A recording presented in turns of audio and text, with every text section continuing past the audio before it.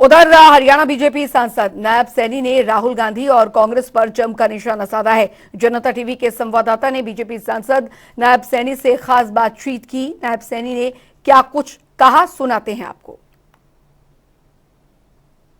संसद में लगातार गतिरोध बरकरार देखने को मिलता हुआ नजर आ रहा है। हमारे साथ बात करने के लिए सांसद नायब सैनी जी हैं।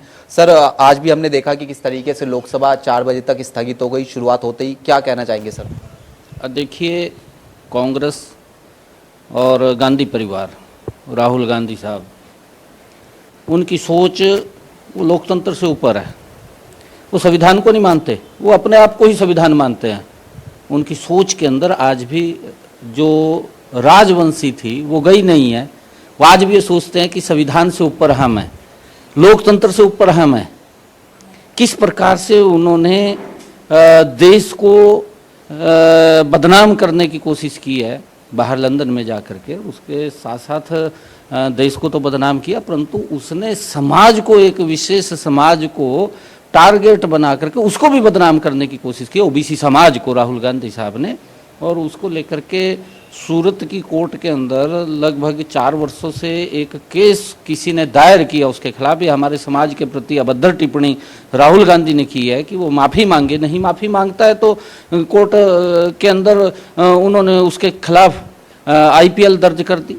और उसका फैसला ये 4 साल लंबे समय से था, क्योंकि पहले भी, क्योंकि एक राजनीतिक दल का प्रमुख व्यक्ति और लोकसभा का संवैधानिक पद के ऊपर बैठा हुआ माननीय सांसद इस प्रकार की अभद्र टिप्पणी एक समाज के खिलाफ करता है, ओबीसी समाज के खिलाफ करता है, वो ओबीसी समाज को ग्वारा नहीं है। क्योंकि ये इस राजवंशी से अब बाहर निकल जाए, क्योंकि उसकी जो सोच है कि मैं ही कानून हूँ, मैं ही संविधान हूँ, मैं ही लोकतंत्र हूँ, ये कांग्रेस पार्टी की भूल है। इस भूल से बाहर आ जाना चाहिए राहुल गांधी साहब को। और कोर्ट ने जो फैसला सुनाया, क्योंकि कोर्ट ने इनको बुला करके कहा, कई बार बुलाया, इनको बुला करके कहा कि आप माफ़ी मांग लीजिए।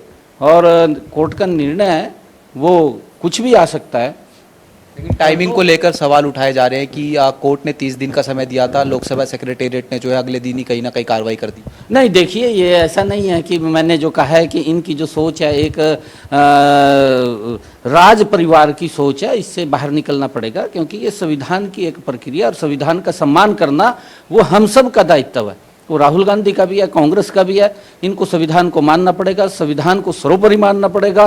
और क्योंकि संविधान के अंदर जब माननीय कोर्ट ने 2 वर्ष की सजा इनको दी, और उसके अंदर ऑटोमेटिक है, इससे पहले भी कई सांसदों की सदस्यता इस प्रकार से चली गई है, और उसी के अनुरूप ही राहुल गांधी की सदस्यता गई है, क्योंकि उसको 2 साल की सजा हो गई है। और माननीय कोर्ट ने इसको कहा कि आप माफ़ी मांगिए, माफ़ी मांगने के लिए तैयार नहीं है।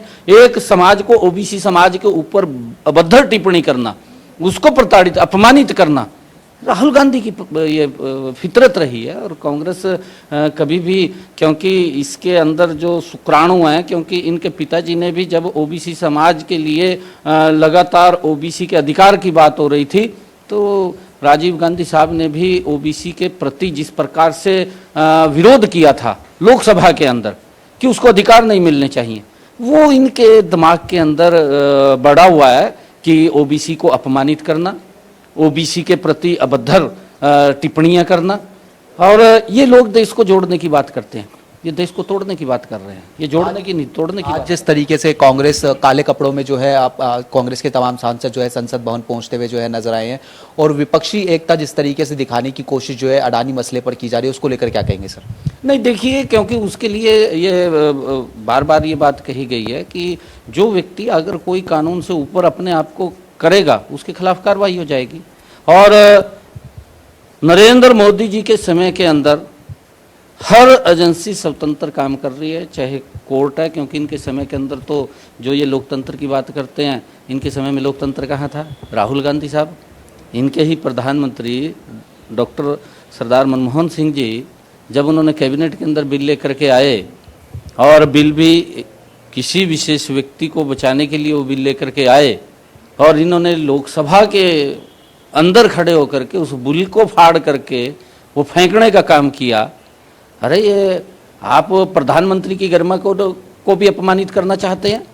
किस प्रकार से इन्होंने प्रधानमंत्री की सम्मान को तार तार करने का काम राहुल गांधी ने किया है, ये किसी को नहीं मानते। ये अपने आप को एक सर्वोपरि मानते हैं और कोर्ट का जो फैसला आया वो स्वागत योग्य है। उसने संविधान के अनुरूप ये फैसला दिया है और उसी प्रक्रिया के तहत ही, क्योंकि अगर कोई सजा याफ्ता कोई मेंबर पार्लियामेंट कोई विधायक हो जाता है, क्योंकि पहले भी अगर हुए हैं तो उनको तुरंत उनकी सदस्यता समाप्त हो जाती है जब तक कि उसके ऊपर कोर्ट की कोई अंतरिम उसकी स्टे नहीं आ जाती। और जब तक उसकी स्टे नहीं आएगी, क्योंकि ये तो मैं वही कह रहा हूँ कि ये कोर्ट से भी ऊपर मानता है। कोर्ट ने कहने के बावजूद भी, कोर्ट के कहने के भी आप माफ़ी मांग लीजिए, तो ये माफ़ी मांगने के लिए तैयार नहीं है ओबीसी समाज से। ओबीसी समाज ने इनको लगातार वोट देने का काम किया है कि वो ओबीसी से इतना क्या ये खफा हो गए हैं कि ओबीसी समाज को जो अधिकार दिए हैं वो नरेंद्र मोदी जी ने दिए हैं। और ओबीसी देश के लिए अगर काम कर रहे हैं, नरेंद्र मोदी जी काम कर रहे हैं, ये तो अपने आप को आज भी उस राजवंशी के अंदर जी रहे हैं। ये राजवंशी से बाहर नहीं निकल रहे हैं और इनको निकलना पड़ेगा, इनकी भूल है। विपक्षी एकता जिस तरीके से देखने को मिलती हुई नजर आ रही है, क्या 2024 के लोकसभा चुनाव में बीजेपी के लिए खतरा जो है देखने को मिलता हुआ नजर आएगा विपक्षी एकता से?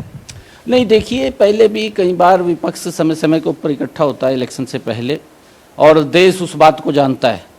उत्तर प्रदेश के अंदर अगर हम देखेंगे कि उत्तर प्रदेश के अंदर जब चुनाव आए थे, बीजेपी वर्सेस ऑल हो गया था। जितने दल थे, चाहे वहाँ पर समाजवाद था, चाहे वहाँ पर कांग्रेस था, चाहे वहाँ पर बसपा थी, सभी दल एक मंच के ऊपर आ गए थे। परंतु उत्तर प्रदेश की जनता ने उनको सबक सिखाने का काम किया, क्योंकि कांग्रेस के चेहरे को देश ने पहचान लिया। कांग्रेस ने लगातार देश के लोगों का शोषण करने का काम किया है। ओबीसी को किस प्रकार से प्रताड़ित किया, देश का अपमान किया जाकर के लंदन के अंदर। लोकतंत्र नहीं है और संविधान नहीं है, ये अपने आप को संविधान से ऊपर मानते। Sir, Rahul Gandhi press conference करते हैं और कहते हैं कि मैं सावरकर नहीं हूं जो माफी मांगू, इसको लेकर क्या कहना चाहेंगे? यही तो अहंकार है उसका, ये अहंकार है उसका। अगर कोई गलती हुई है उसमें माफी मांगने में क्या दिक्कत है? अरे, एक समाज के प्रति उसने अभद्र भाषा बोली है, अपमानित किया है समाज को, समाज ओबीसी समाज को उससे ठेस लगी है। और ठेस लगी है तो अगर वो भारत को जोड़ने की बात करता है तो उसके अंदर उससे माफी मांगने में क्या दिक्कत है? माफी मांग लेनी चाहिए थी। परंतु वो संविधान से ऊपर अपने आप को मानता है। आज भी राजवंशी के अंदर जी रहा है, आज भी उसके दिमाग के अंदर वही है कि मैं ही सब कुछ हूं देश के अंदर और कोई कुछ नहीं है, और ये उसकी भूल है।